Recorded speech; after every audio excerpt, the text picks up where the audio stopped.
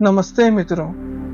शायद आपने इसके बारे में पहले सुना हो या हो सकता है कि आप इसके बारे में पहली बार सुन रहे हो। यह है शून्यता, एक अत्यंत शक्तिशाली और अथाह गहराई वाला सिद्धांत जो कि एक ऐसा दृष्टिकोण और शक्ति खोलता है जो किसी भी और चीज से नहीं मिलती। यह इतना गहरा है कि इसे पूरी तरह समझने में कई जन्म लग सकते हैं, परंतु इसकी एक झलक ही आपका जीवन बदल सकती है। शून्यता को समझना दुख और उसके निरोध को वास्तविकता में समझने के लिए अत्यंत आवश्यक है, और अब आप भी इसकी एक झलक पा सकते हैं और सब कुछ बदल सकते हैं। पहले चलिए इसका कुछ मानसिक समझ बनाने की कोशिश करते हैं। शून्यता को समझने का एक अच्छा तरीका है यह सोचना कि सभी चीजें अपने आप में दुख के अधीन हैं, कि किसी भी चीज में कोई सार्वभौमिक अच्छा गुण नहीं है, कि सभी वस्तुएं नाश के अधीन हैं, कि किसी भी चीज में कोई शाश्वतता या अनिवार्यता नहीं है। हालांकि इसे दिमाग से समझना शुरू करने के लिए मददगार और जरूरी है, इससे कहीं अधिक महत्वपूर्ण है इसे वास्तविकता में देखना और अंदर से समझना। मानसिक समझ और शुद्ध चेतना की असली अंतर्दृष्टि के बीच एक अवर्णनीय अंतर होता है, और यह अंतर्दृष्टि ज्ञान मुक्ति की ओर लेकर जाता है। शून्यता को पूरी तरह और गहराई से समझने का मार्ग अत्यंत गहरा है, लेकिन एक बहुत ही सरल अभ्यास आपको इसकी दिशा में पहला कदम उठाने में मदद करता है।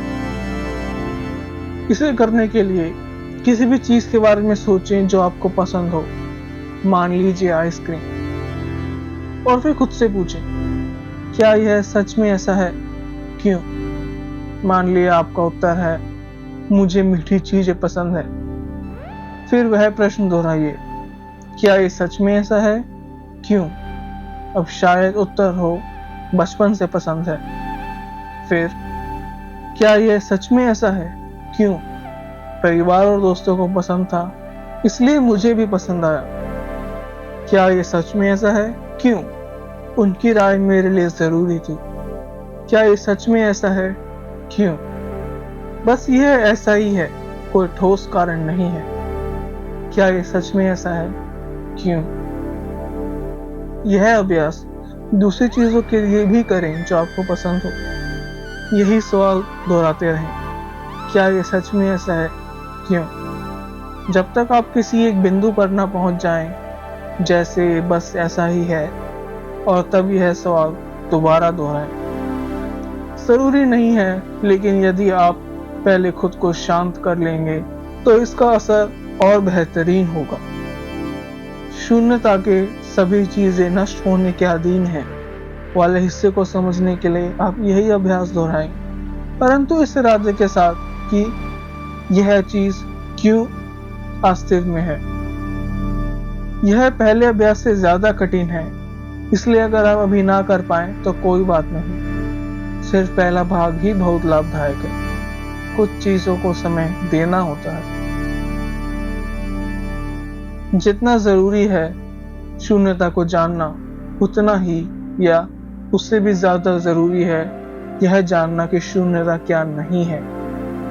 शून्यता का मतलब यह नहीं है कि आप यह मान लें कि सभी चीजें समान हैं और सभी चीजों का एक प्रकार स्वीकार करें या आम शांति बनाए रखें। यह एक बहुत आम और खतरनाक भ्रम है।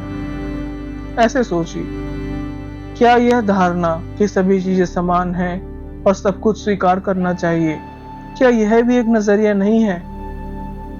तो वह भी अपने आप में शून्य है। एक और आम लेकिन गंभीर भूल है कि निहिलिज्म या विनाशवाद में चले जाना। वह भी केवल एक दृष्टिकोण है जैसे बाकी सब, और शून्य है। आप चाहें तो इन दृष्टिकोणों पर भी वही अभ्यास कर सकते हैं, ताकि आप गहराई से समझ सकें कि ये वास्तविकता में शून्यता नहीं है। अगर आप अभी उलझन में हो तो कोई बात नहीं, शून्यता है ही अवर्णनीय। सच कहें तो उसे पूरी तरह शब्दों में बताना संभव है, लेकिन घबराने की कोई जरूरत नहीं। बस आप अपने धर्म के मार्ग पे बढ़ते रहें। धीरे धीरे अपने आप सारी चीजें समझ में आने लगेंगी। इसमें फंसना भी अत्यंत नुकसानदायक है। अभी के लिए एक झलक ही बहुत है। यह आपको एक अलग दृष्टिकोण देगी, सही दिशा दिखाएगी और ऐसे भ्रमों से बचाएगी जो उन्नति को रोकते हैं। और अगर आपको कोई सवाल है तो नीचे कमेंट करें या मुझे ईमेल भेजें।